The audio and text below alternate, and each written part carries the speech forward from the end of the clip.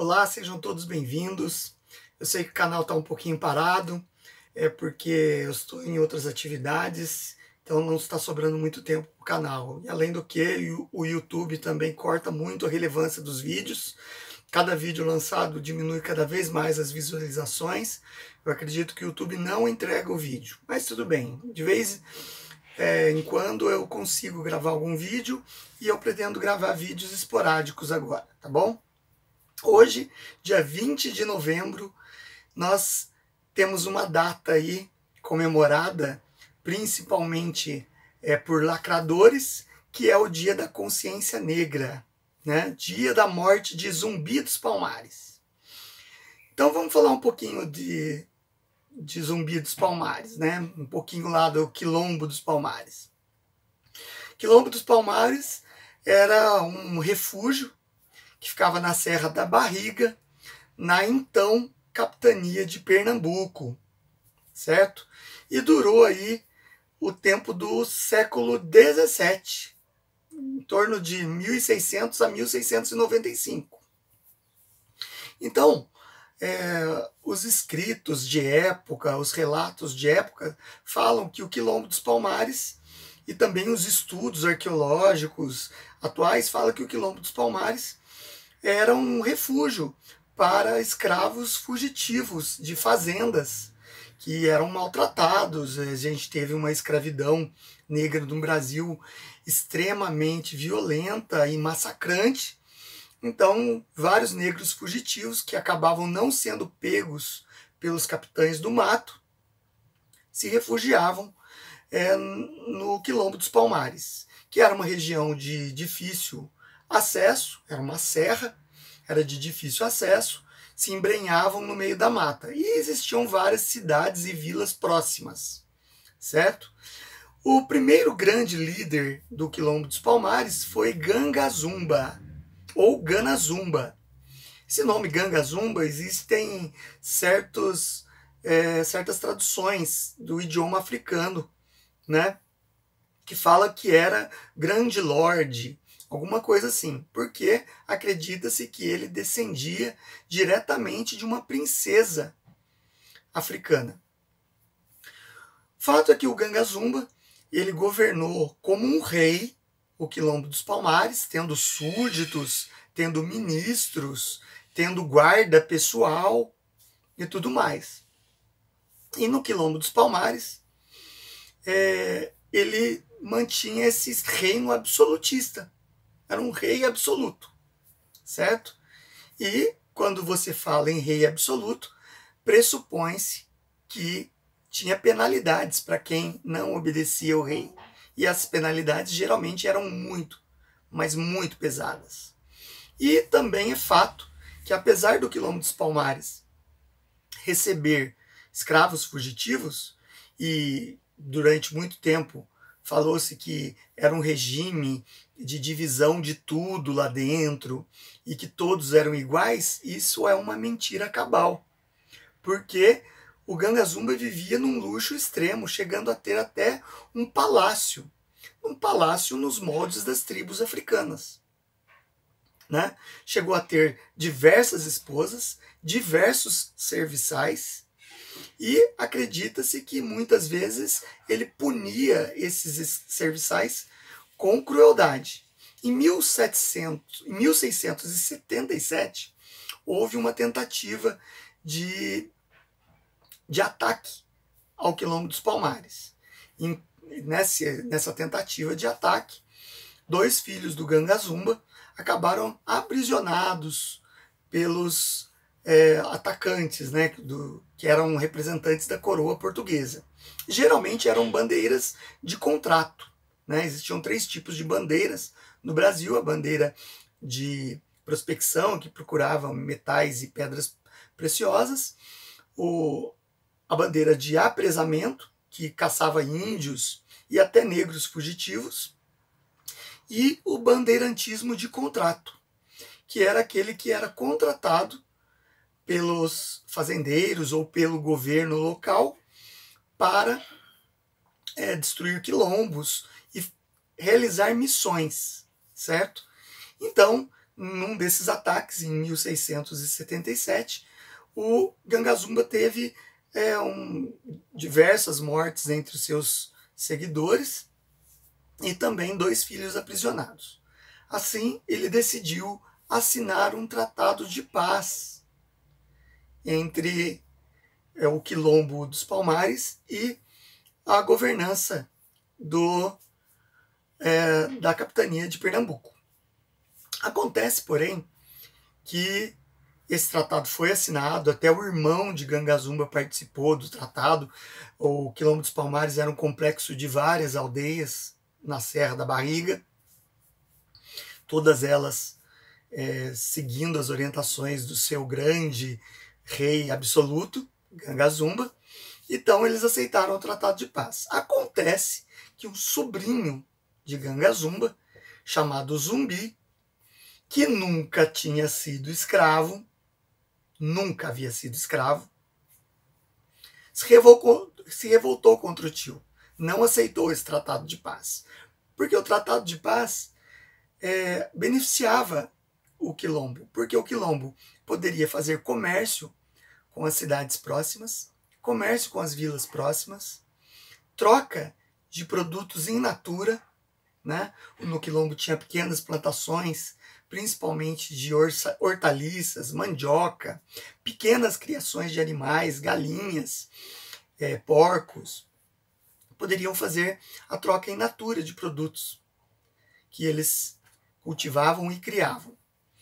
Porém, o Zumbi não concordou com o tio e tramou a morte do tio.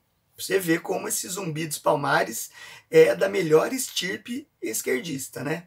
Tramou a morte do tio, envenenou Gangazumba e assumiu o poder no lugar dele. E daí o Quilombo dos Palmares, que passou a conhecer o que foi um regime de medo e terror. Porque o Zumbi era mais jovem, mais impetuoso, e ele impôs uma escravidão severa sobre o seu povo, sobre os negros que viviam no Quilombo dos Palmares. Eles eram obrigados a trabalhar em lavouras nas terras do Quilombo. Tudo que eles produziam eram pertencentes a Zumbi. Você vê aquele absolutismo centralizador que comandava tudo e pesado na vida das pessoas, né, do Quilombo. E punia com severidade, com morte, quem desobedecesse às suas ordens. Então ele foi um assassino, assassinou seu próprio tio, assassinava seu próprio povo, que o desobedecia, com requintes de crueldade e tortura, e também praticava a escravidão sem nenhum pudor. Ele nunca foi escravo, né? Nunca sentiu na pele a crueldade que é a escravidão negra. Ele escravizava seu próprio povo. Então tem que cair por terra essa imagem de que Zumbi é um libertador dos negros. Na verdade, ele é uma imagem construída pelo cinema pós governos militares, que a gente sabe que o cinema brasileiro ele foi totalmente ocupado e aparelhado pela esquerda. Então, Cacá Diegues e esses outros cineastas esquerdistas criaram a imagem de Zumbi herói, libertador, bonzinho e lutador, guerreiro contra a maldade dos brancos, né? Na verdade, é uma mentira histórica. Vários livros também foram produzidos a partir da década de 70, tentando passar essa imagem de Zumbi como um grande herói dos negros e um libertador. Nenhum livro a partir da década de 70, cita que ele foi um assassino, envenenador do próprio tio e um cruel escravocrata, né, que tinha centenas de escravos que eram punidos com a morte e castigados com torturas físicas, certo? O Zumbi dos Palmares acabou encontrando seu fim na Batalha de 1695, quando o bandeirante de contrato Domingos Jorge Velho foi contratado pela capitania de Pernambuco e pelos fazendeiros da região para acabar, dizimar com o Quilombo dos Palmares. E assim foi. O Domingos Jorge Velho tinha uma grande caravana de agregados e que eram fortemente armados. Ele conseguiu subir a Serra da Barriga, apesar das dificuldades do terreno, com alguns canhões e içando esses canhões com cordas, e conseguiu fazer com que o Quilombo dos Palmares chegassem ao final. Foi uma batalha feroz, sanguinária, e vários quilombolas acabaram mortos e vários capturados. Zumbi dos Palmares, existem relatos românticos a partir da década de 70 que fala que ele lutou até o final e que ele acabou caindo num precipício, o que causou a sua morte. Na verdade, não se sabe o que aconteceu com o Zumbi dos Palmares. Sabe-se que provavelmente ele tenha morrido durante essas batalhas, certo? Mas não se sabe como. O Quilombo dos Palmares é alvo de vários estudos arqueológicos.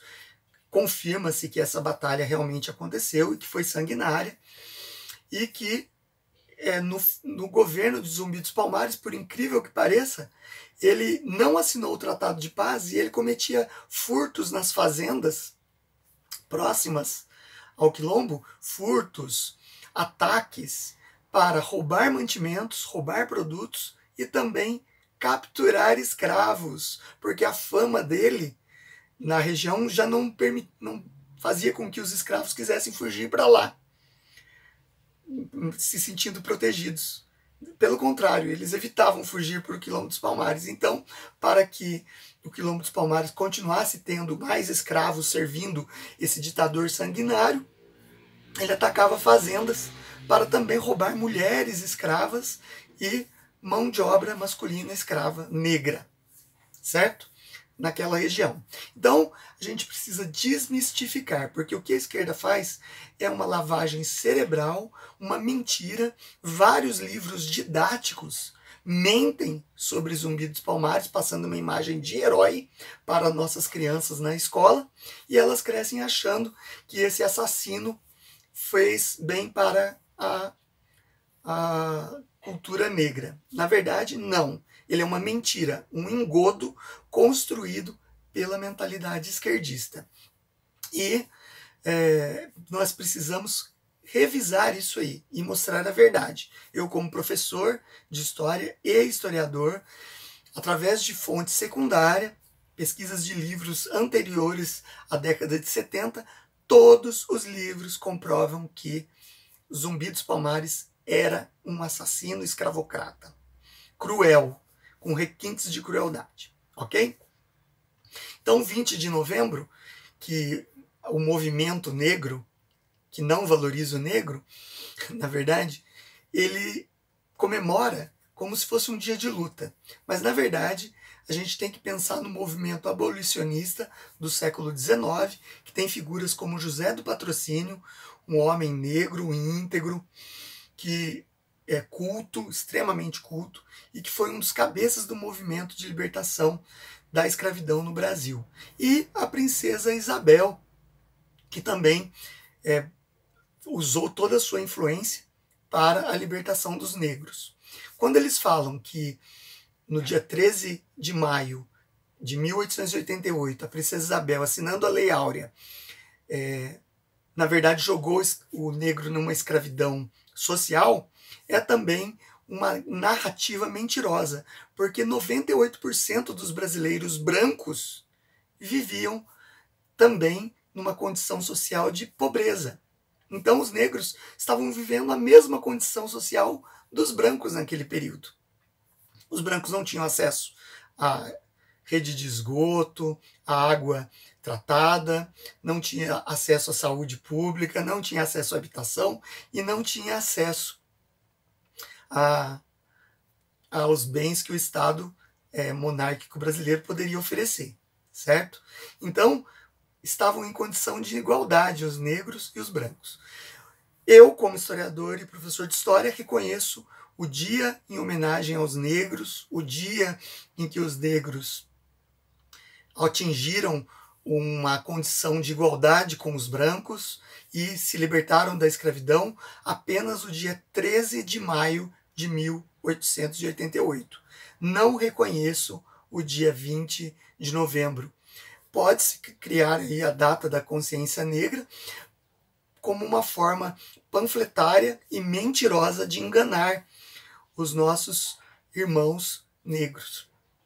Mas não engana os grandes estudiosos da história, tá? Então você que quer saber mais, compartilhe esse vídeo, mostre para os seus amigos, passem, quem é professor aí no canal, principalmente professor primário, passe para as crianças na escola e compartilhe nas redes sociais. O canal tem o Apoia-se, a partir de R$1 vocês podem estar remunerando as minhas aulas, já que o YouTube não remunera. Essa remuneração do Apoia-se é simbólica, tá? E você colabora com o canal e eu sou muito grato por isso.